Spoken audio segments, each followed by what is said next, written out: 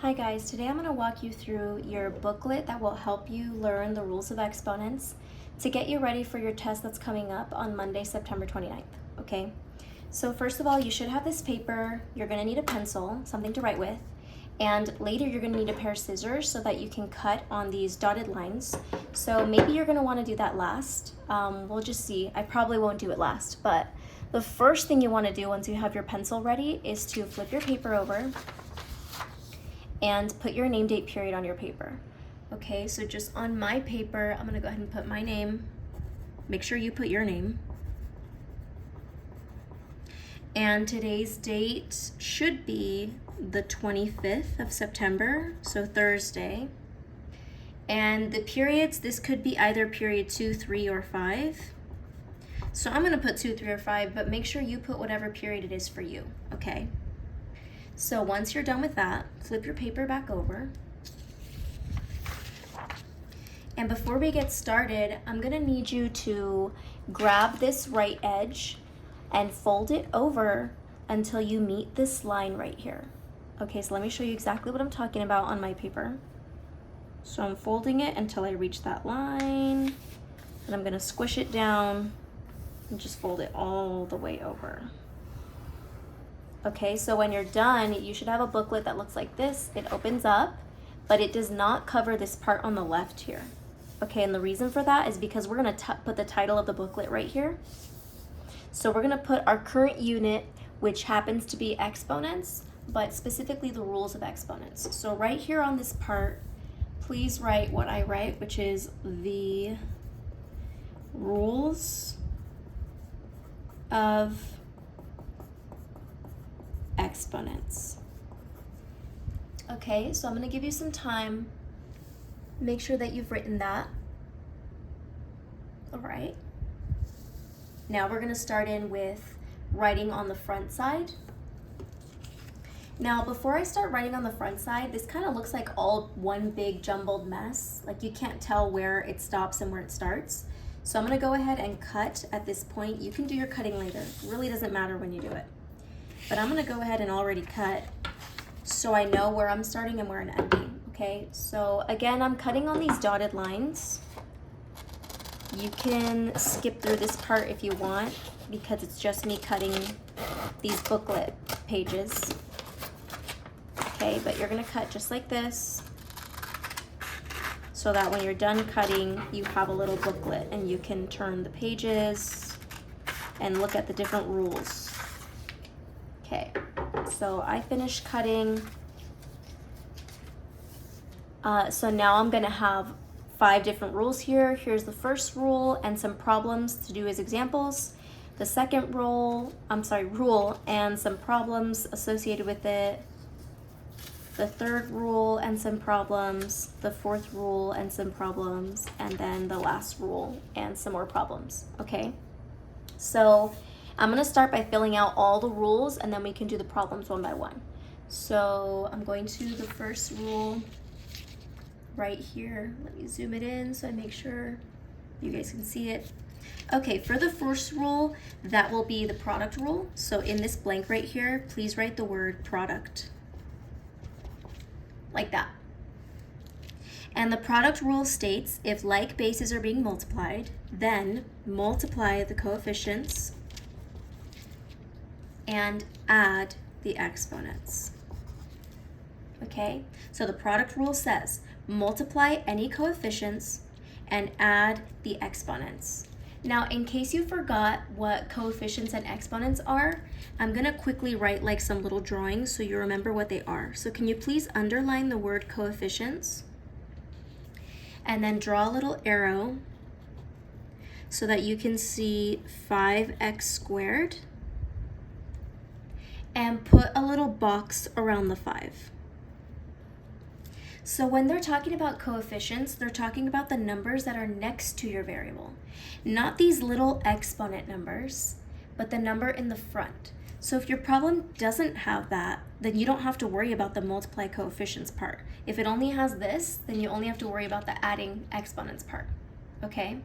So now that we did this first rule, oh, whoops, let me do one for exponents too. So we know what coefficients looks like. Let's do the same thing for exponents. Underline it, please. Draw your little arrow. Can you write 5x squared again? But this time we're gonna put the box around the 2. Okay, so in case you're forgetting what they're talking about when we say coefficients and exponents, you multiply these numbers in front of x, but you add these little numbers like to the top right of x, okay? So we've gone over the product rule. Now that we're already here, let's just go ahead and do the examples that go with them. So can you open up your booklet? And we're gonna do these 2 problems. So look at the first one, and we have to figure out, do we have any numbers in front of this b? Like, do we have coefficients like it looks like right here? Do we have numbers in front of the letter? And I don't think we do. So that means we can ignore the part that says multiply the coefficients. We don't have to do that because we don't even have numbers in front. Instead, we're just gonna go straight to this part that says add the exponents. So these little numbers, these exponents, we're gonna add them. So we're gonna go to our problem. Our 2 exponents are 7 and 9, and we're gonna add that.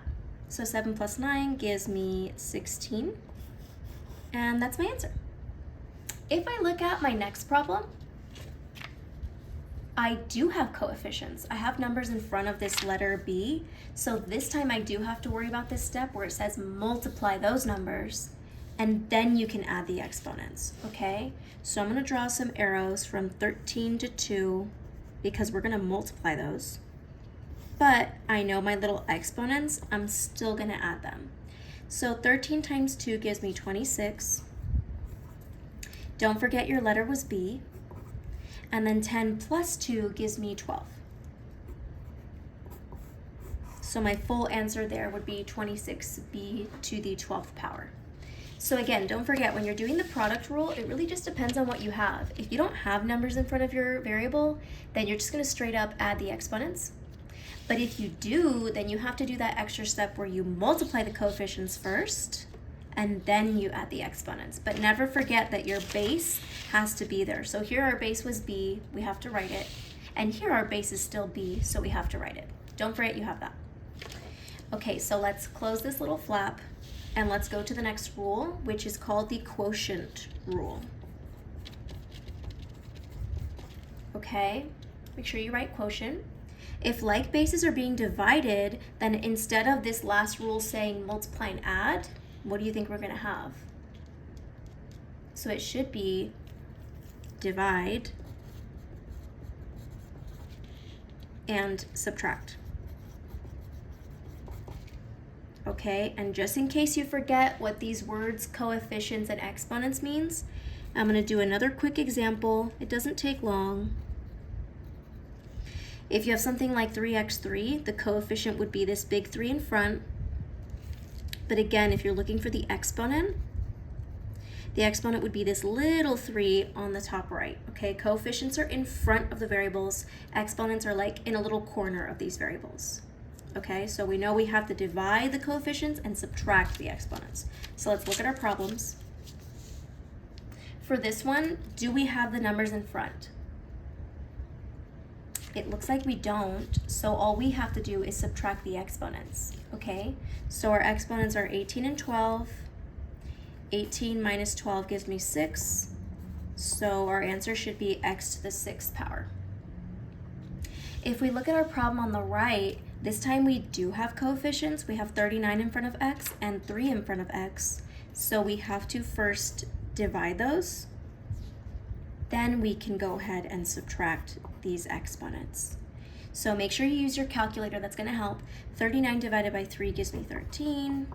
11 minus 6 gives me 5. Again, never forget that you do have a base here. This thing that keeps getting repeated, the letter x is repeated here, so we should be keeping that base. Over here we had x, and we had to keep that base. So don't make sure that your letter doesn't just randomly disappear, okay? Keep track of it. So now we've done the product rule up here, and we've done the quotient rule. We're gonna go ahead and move on to the third rule, which is called the power rule, okay? So please write power in this blank, and it says, if an exponential term is being raised to another power, then multiply the exponent outside of the parentheses with every exponent inside the parentheses. So this is all about exponents. So can you please underline the word exponent? And for our little picture, can you draw an arrow to the side like I'm doing? And we are worried about just the exponents. Okay, that's gonna be a really important thing for this one. So let's open up this flap so we can start working out problems. First, we have to figure out if we have any exponents missing. So this m, does it have an exponent? Yeah, it looks like it does. It's 9. So we're not missing anything. We can go ahead and multiply. 9 times 2 gives me 18. And that's it. We cannot use the YX button on this because this is a number and a letter. If it was 2 numbers, then we could, but we're done here because we can't do that. So let's move on to this problem. So we have to check to see if any exponents are missing. What's the exponent on the B? Looks like it's 11, so we're good there, but what about the 4? It doesn't have an exponent. It's missing, so what should it be? It should be a 1. So please write in the 1. Now you can do 3 times 1 and 3 times 11. So I'm going to start with the 3 times the 1. 3 times 1 is 3. But don't forget that your base is 4. So I'm going to write my base of 4 first. And then, I'm going to write my base of 4 first. Now I can do 3 times 1 is 3. Then I'm going to write my next base of B. And 3 times 11 is 33. Now remember last time I told you that we couldn't use the YX button on this because this is a letter and this is a number. But if we look over here, we have a number and a number. So at this point, you can use the YX button on your calculator on this. So please put 4YX3, and you should get 64. So instead of doing 4 to the 3rd power and B to the 33rd power, it's just 64B to the 33rd power. Okay, don't forget, if you have a base and an exponent that are both numbers, you have to work that out. Okay, so let's go to the next rule. And this one is about the 0 rule. So can you please write 0 rule? If a base is raised to a 0 exponent, then the entire exponential term, base and exponent, is equal to 1. And then for an example, can you please write that 4 to the 0 is just equal to 1. So I know a lot of you have been getting confused, like you see the 0 and you're thinking, oh, if it's a 0, then it equals 4 to the 1. You just like change that 0 to a 1. No, the entire base and exponent, the whole thing equals 1. The whole thing will equal 1. Okay, so let's look at some examples. Okay, so in this example, they want to know, what does n have to be in order for this equation to be true? So first we kind of have to figure out what kind of rules we can use here. So if I look through my problems and I try to figure out which one this looks the most similar to, this problem at the bottom that I have, this problem kind of looks like this one at the top. I think this will be the product rule because we have the same base. You see B and B. We have 4 and 4. Over here we added, so we're gonna have to add. Okay, so let me go back to that problem. Oops, I'm trying to zoom in. Okay, so this is telling me that something plus 16 equals 16. What can I add to 16 to get 16 again? Think about it. What should I add? Only adding 0 to 16 gives you 16. So I'm going to rewrite this to be 4 to the 0 times 4 to the 16 equals 4 to the 16. And we know that's true because 0 plus 16 is 16. Okay, but the way that I would actually write my answer is that n has to be 0. So let's right away write n equals 0. And the reason why this makes sense, remember our rule just said that anything to the 0 power gives you 1. So if I think about that, this is 4 to the 0, right? And 1, let's say this was just equal to 1. 1 times 4 to the 16 is equal to 4 to the 16. So we know that that works because we know 4 to the 0 just equals 1. And 1 times anything is itself, okay? But the actual answer here is n equals 0. So let's try another one. Okay, so right away I'm seeing some things here. I can see that we have a 0 rule right here. 6 to the 0, that entire thing should just be equal to 1. And we know 1 times anything is just that thing. So our problem right away is going to become a little simpler. It's going to become just 6 to the negative 9 over 6 to the 3. Okay? So now all I have to do is, because this is the quotient rule, I'm going to subtract these. So please make sure you're using your calculator, because you're going to type this in as 9, but you're going to make the 9 negative, minus just 3. Again, 9, make it negative, minus 3. Not minus negative 3, the 3 is not negative, just minus 3. If you did it correctly, you would get 6 to the negative 12, which is a valid answer. You're going to have some multiple choice questions on the test, and this might be one of the answers. But if you don't see this answer, it's probably because this is negative, and we can fix negatives. That's our next rule. If you forgot how to fix a negative, remember that you can always just put a 1 under, like that, and flip it around. So your answer could also be 1 over 6 to the 12. Okay, don't forget about that. Again, there's going to be multiple choice questions where this might actually be the answer, but if you don't see that, then it's probably because they want you to make it positive like this. Okay, we have one last rule. It's called the negative rule. And if a base has a negative exponent, then you take the reciprocal. And reciprocal is a very fancy way of saying flip it. Okay, it's that thing you just saw us do right now. You make it into a fraction and then you turn it all around so that you can make it positive. So let's look at some examples of this. Okay, first of all, we know that we're supposed to subtract here. So there's some negative rule going on here, but without even doing that first, let's just work on our rules. We're supposed to subtract these, right? So let's write it out. We're supposed to do 12 minus a negative 1. Please type that in your calculator now. 12 minus 1, but you have to make the 1 negative.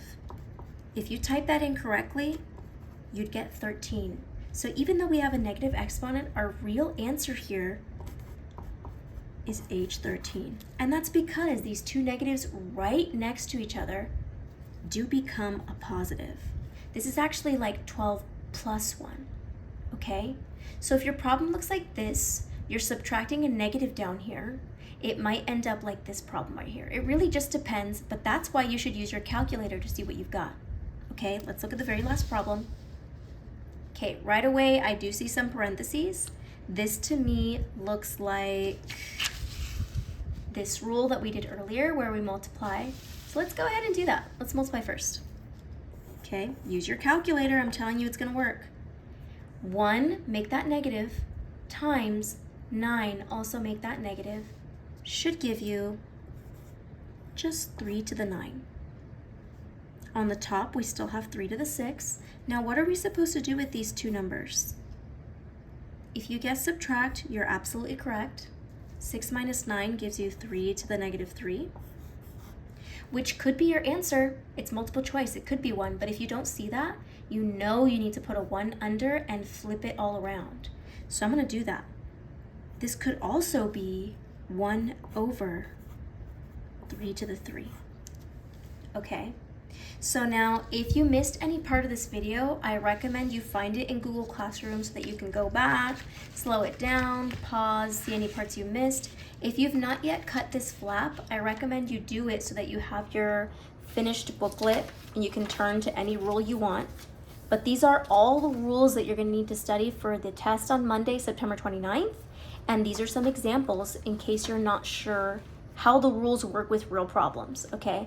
On your test, you will not be seeing any problems that don't look like this. All of your problems will look like one of these with different numbers. So please make sure you study this.